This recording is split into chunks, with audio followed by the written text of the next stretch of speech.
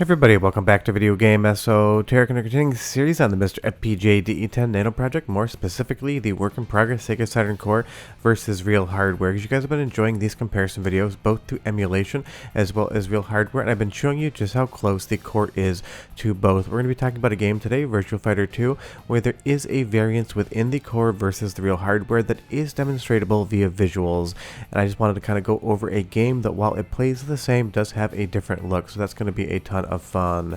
And that's the thing about the work in progress core. It is still that in development. This is in no way, shape, or form a knock on any of the work that SRG 320's done. It's been absolutely incredible up until this point in time, and I'm sure it's just going to keep getting better. So we're starting off here with real Sega Saturn hardware, and this is being captured via an analog source into a RetroTink 4K. So just get a sense of the motion of the screen, but more importantly, get a sense of the overall deinterlacing and how the image looks. That is where the core versus real hardware really varies today in how it is handling interlace fields. And that's the thing with the core. Right now the interlacing is not technically accurate, so you're going to get a lot of lines going through everything. Hopefully that does get fixed up soon, but honestly it really isn't that big of a deal. And the reason that you're seeing interlacing in the first place is Virtua Fighter 2 ran in Saturn's high resolution mode, so it would go to 480i versus 240p. You would never notice this on a CRT, the hardware that it was designed to run on, but when we start doing stuff like HDMI, you're going to start noticing that because you don't have the analog television.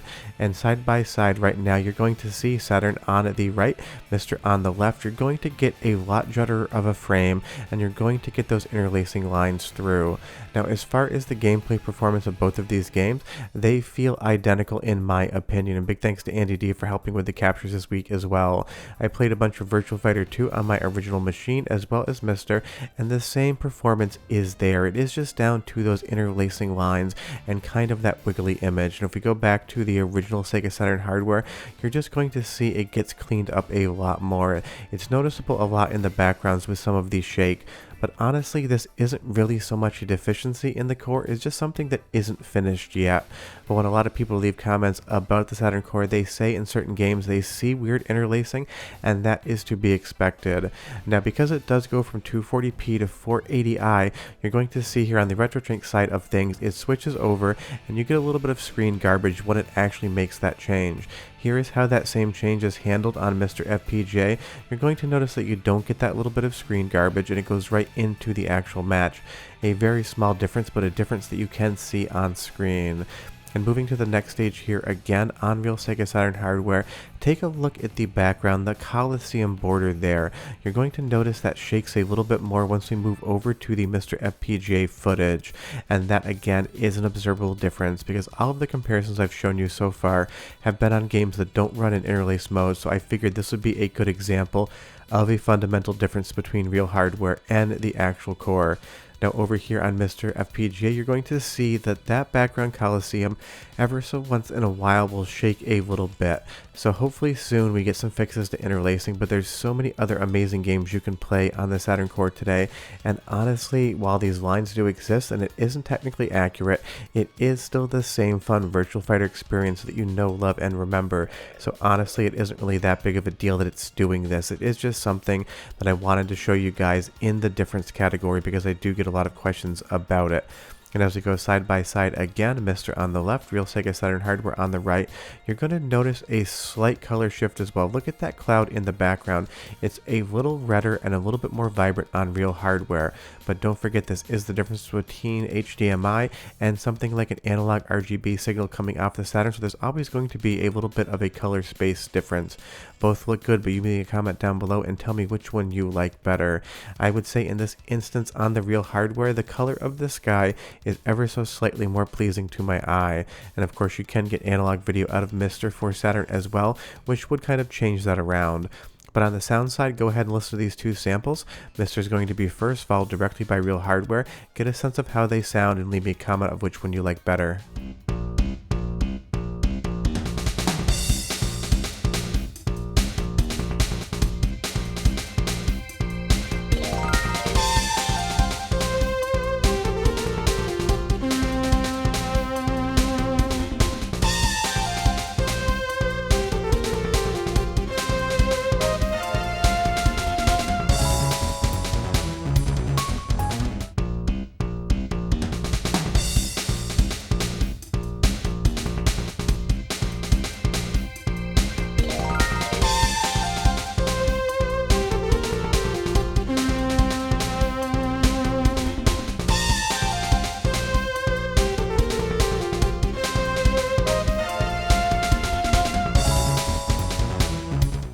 Honestly, both of those sound samples are basically interchangeable, so I just say if you didn't tell me which one it was and I didn't tell you which one it was, you'd probably have no idea the actual difference of what hardware it was working on. So on the sound side of Virtua Fighter 2, it's a 10 out of 10 in both categories.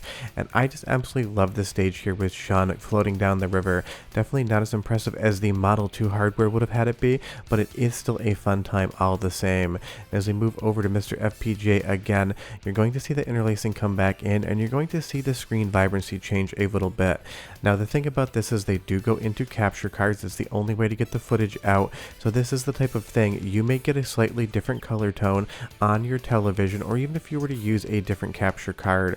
Color science can be funny like that. I deal with it all the time in my film work, and honestly trying to get a calibrated image for every single panel out there is just an impossibility. So sometimes these slight vibrancy shifts or the luminance overall are going to be different just based on the hardware. But again, with a side-by-side MiSTer FPGA on the left and Sega Saturn on the right, these are playing the exact same, and it totally makes sense that SRG320 hasn't come in and done much on the interlacing currently. That seems like a late stage fix. A lot of fixes that he's currently issuing are for graphical issues or other performance issues in particular games that are making the entire core better. Something like the interlacing mode, the high resolution mode, isn't used for a ton of Sega Saturn games, so that is something that feels like it can be left towards the end.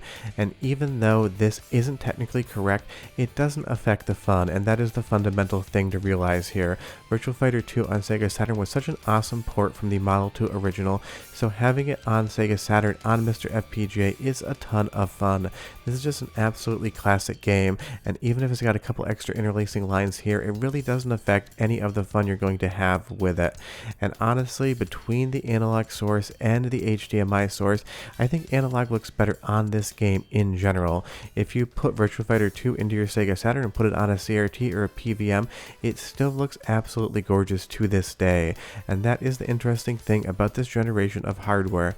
Every single one of these games was designed to be played on a CRT television, and a lot of the tricks on the hardware that developers at Sega would use knew that CRTs are going to be in the mix. So when you throw something like a scaler in, you throw something like FPGA, and then you throw a flat panel television in, you really are running and playing the games in a manner in which none of the developers were ever intending you on doing, because we really didn't have flat panels back in the day, obviously. Maybe in some very specific use cases, but not something that you would normally see.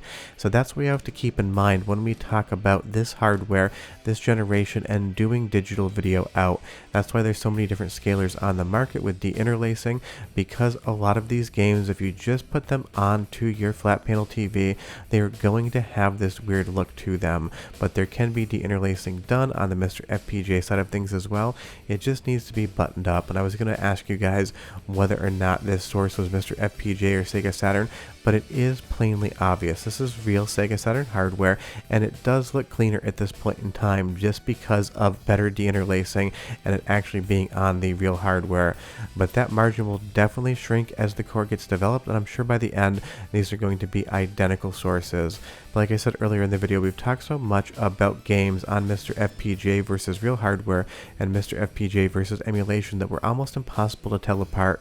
I figured it would be fun to do a video on a game where you can tell the differences.